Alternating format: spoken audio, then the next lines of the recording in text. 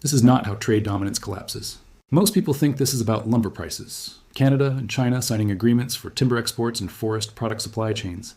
Technical specifications for wood processing facilities and shipping logistics. The kind of trade arrangement that fills industry publications and gets analyzed by commodity market specialists. But when Canada commits $15 billion to redirecting its lumber exports away from American markets toward China, that is not routine trade diversification. That is the systematic elimination of American control over the resource that built every suburb, every housing development, every construction project that made the American dream economically accessible. For 80 years, Canadian lumber flowed south. Softwood timber from British Columbia forests processed in American mills. Douglas fir and hemlock from Canadian forests framed American houses.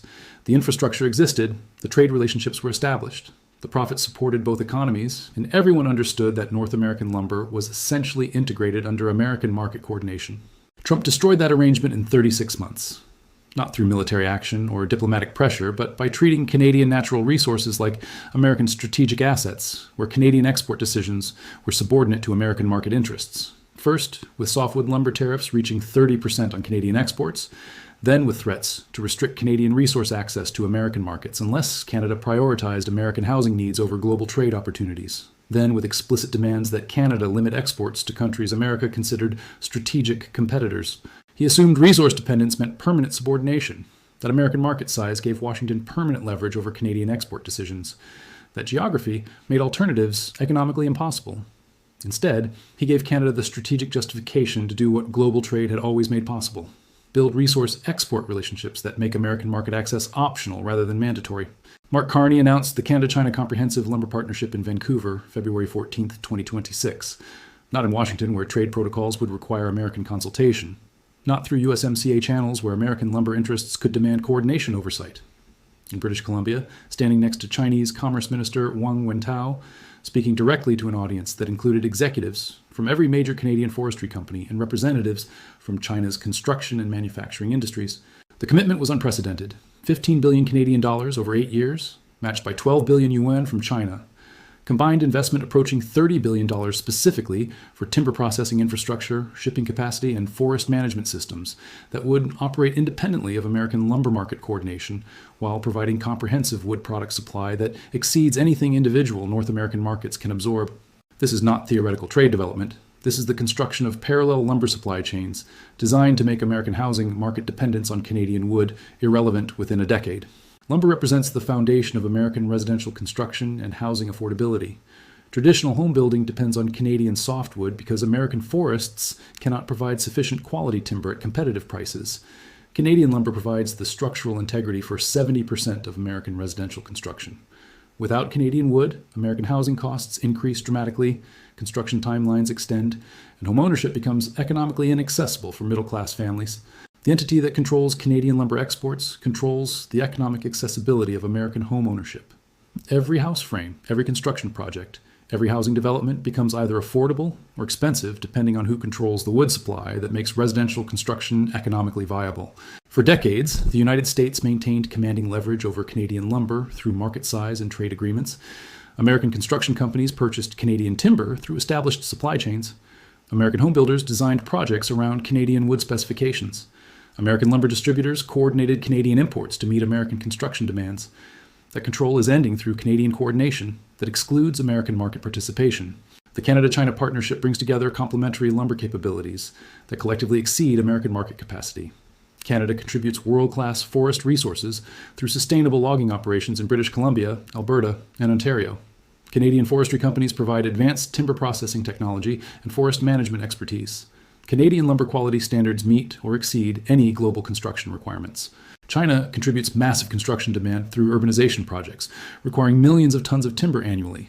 Chinese manufacturing capabilities provide value-added wood processing that creates finished products rather than raw material exports. Chinese shipping infrastructure enables direct lumber transport between Canadian ports and Chinese construction sites without American intermediaries. Combined, Canada and China can create complete lumber supply chains without depending on American market demand, American processing facilities, or American distribution networks. Every aspect of timber production, from forest management to finished construction materials, can be completed through Canadian-Chinese cooperation. The strategic implications are transformative. Canadian lumber exported to China bypasses American markets entirely. Wood products that previously supported American construction now supply Chinese development projects. Timber resources that kept American housing affordable now serve Chinese urbanization rather than American homeownership. For the first time since North American trade integration, Canadian natural resources will flow to markets that operate completely independently of American economic coordination. The partnership established 4 parallel development tracks that will fundamentally alter global lumber markets within 6 years. First, integrated timber processing and manufacturing systems. Raw lumber export provides limited economic value compared to finished wood products that command premium prices in global markets. Canada and China are developing combined processing facilities that convert Canadian timber into finished construction materials, furniture components, and specialty wood products for Chinese domestic consumption and global export. These facilities will include advanced sawmills, engineered wood production, and value-added manufacturing that transforms Canadian trees into high-value products. The processing systems will create Canadian jobs in forest communities while providing Chinese markets with finished wood products that previously required multiple international suppliers. Canadian lumber becomes Chinese construction materials without touching American supply chains. Second, sustainable forest management and expansion programs. Meeting Chinese lumber demand requires forest operations that can provide consistent timber supply for decades while maintaining environmental sustainability. The partnership includes Canadian forest expansion and management programs funded through Chinese investment. These programs will increase sustainable timber harvesting capacity, implement advanced reforestation techniques, and develop new forest areas specifically for export markets. Forest management will operate according to Canadian environmental standards while serving Chinese market demand. Sustainable logging practices ensure long-term timber supply without compromising forest ecology or Canadian environmental commitments. Third, direct shipping and logistics infrastructure. Lumber transport traditionally required American intermediaries and distribution networks that added costs and delays to Canadian exports. Canada and China are building direct shipping routes between Canadian lumber ports and Chinese construction centers. These shipping networks will include specialized timber vessels, port facilities designed for lumber handling, and logistics coordination that eliminates American transportation involvement. Direct shipping reduces lumber costs while providing more reliable delivery schedules. Chinese construction projects receive Canadian timber through supply chains that operate independently of American logistics networks. Fourth, comprehensive trade financing and payment systems. Lumber trade traditionally required American financial institutions and dollar-denominated transactions that gave American banks influence over Canadian export decisions. The partnership includes Chinese yuan financing for Canadian forestry operations and bilateral payment systems that conduct lumber trade without American financial intermediation. Chinese banks provide project funding, while Canadian forestry companies receive payments through banking networks that exclude American oversight. Financial independence enables trade decisions based on commercial considerations rather than American political pressures. Canadian lumber companies can serve Chinese markets without requiring American financial approval or currency conversion. The economic implications are staggering. American residential construction consumes approximately $40 billion in Canadian lumber annually. Every Canadian timber export to China represents wood that American homebuilders can no longer purchase at previous prices and availability levels. Canadian lumber redirected to Chinese markets creates immediate supply shortages for American construction. Reduced timber availability increases lumber prices across American markets. Higher wood costs translate directly into higher housing costs for American consumers. American construction companies built their business models on reliable access to Canadian lumber at competitive prices. When Canada prioritizes Chinese markets, American builders lose their primary source of affordable timber. Construction costs increase, project timelines extend, and housing development becomes less profitable. The timeline is aggressive and achievable. First processing facilities begin operations in 2027. Major shipping infrastructure completes by 2028. Full lumber supply chains operate independently by 2030. Complete market redirection achieves target volumes by 2032. Within 6 years, China will receive Canadian lumber volumes that previously supplied American construction markets, creating permanent supply constraints for American residential development. American lumber industry capabilities remain significant but increasingly inadequate for domestic construction needs. The United States maintains forest resources and processing facilities, but domestic production cannot replace Canadian lumber volumes at comparable prices and quality levels. American forest management assumed that Canadian lumber would always supplement domestic timber production. When Canadian wood flows to Chinese markets instead of American construction sites, domestic forests cannot fill the supply gap without dramatic price increases and quality compromises. American lumber companies can increase domestic production, but they cannot force Canadian exporters to prioritize American markets when Chinese markets offer superior pricing and more reliable long-term contracts. Resource control without market competitiveness is economic irrelevance disguised as industry capability. The partnership is attracting additional suppliers from countries that want lumber market access without American trade restrictions. Russia is contributing Siberian timber through Chinese coordination. Brazil is providing tropical hardwoods for specialty construction applications. Norway is offering sustainable forest products through the same supply chains. Each new supplier brings timber resources that strengthen Chinese construction supply while reducing dependence on any single lumber source. What began as Canadian-Chinese cooperation is becoming multilateral forestry development that collectively provides more comprehensive wood products than American markets alone can offer. For American homebuilders, the implications are economic catastrophe. Residential construction depends on affordable lumber that maintains predictable availability and competitive pricing. When Canadian timber serves Chinese markets preferentially, American construction faces supply constraints that make housing development economically unfeasible.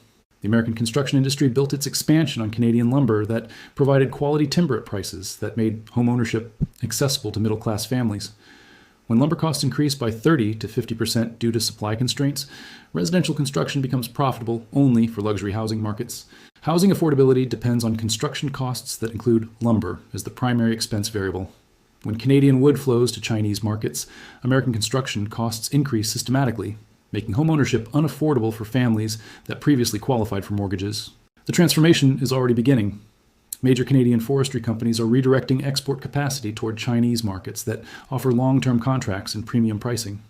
American lumber distributors are reporting supply constraints and price increases that reflect reduced Canadian availability. Construction companies are delaying projects while seeking alternative timber sources that cost significantly more than traditional Canadian supplies. American housing markets can still access lumber, but they cannot control supply decisions that favor Chinese markets over American construction needs. Every Canadian timber shipment to China represents construction materials that American builders no longer access at competitive prices. The psychological impact on American construction industry leadership is evident in congressional testimony where lumber executives describe supply challenges they cannot address through domestic production increases. House construction. Subcommittee members receiving briefings on Canadian lumber diversification that clearly represent threats to American housing affordability, but offer no policy responses that would not damage broader trade relationships. Housing industry personnel acknowledge privately that American residential construction advantages depend on Canadian lumber access that increasingly prioritizes foreign markets over American construction needs. Commerce Department officials recognize that housing affordability erodes when Canadian timber operates beyond American market influence. The federal bureaucracy is responding with domestic forest management increases, but expanded logging cannot solve the fundamental problem. American housing affordability was built on Canadian lumber advantages that provided quality timber at competitive prices. Canada is redirecting those advantages through Chinese partnership that offers superior market conditions. International construction markets are watching Canadian-Chinese lumber cooperation with interest rather than concern. European builders are exploring timber partnerships with both countries. Japanese construction companies are developing wood supply agreements that could integrate with Canadian-Chinese networks. Australian forestry operations are considering lumber cooperation agreements that would provide diversified export markets. International construction markets recognize that Canadian timber offers quality advantages that traditional suppliers cannot match. Participating in Canadian-Chinese lumber development provides superior construction materials without requiring dependence on American market coordination. Global construction industries are not opposing American interests deliberately, but they are prioritizing their own material requirements over American housing market stability. When those priorities conflict, international builders are choosing Canadian lumber efficiency over American construction coordination. The precedent matters beyond lumber markets. If major resource suppliers can successfully redirect exports away from American markets toward more attractive alternatives, other areas of supposed American trade dominance become questionable. Agricultural products that bypass American distribution networks, energy resources that serve international markets independently of American coordination, critical minerals that supply global manufacturing without American intermediation. Each area where suppliers achieve market independence reduces American trade leverage and influence. The Canada-China Comprehensive Lumber Partnership is the first comprehensive demonstration that major resource suppliers can redirect traditional American trade relationships toward more profitable alternatives, while excluding American market participation entirely. Success encourages additional trade independence projects that further reduce American market advantages. 20 years ago, American market dominance seemed insurmountable. American consumers provided the largest demand for Canadian resources.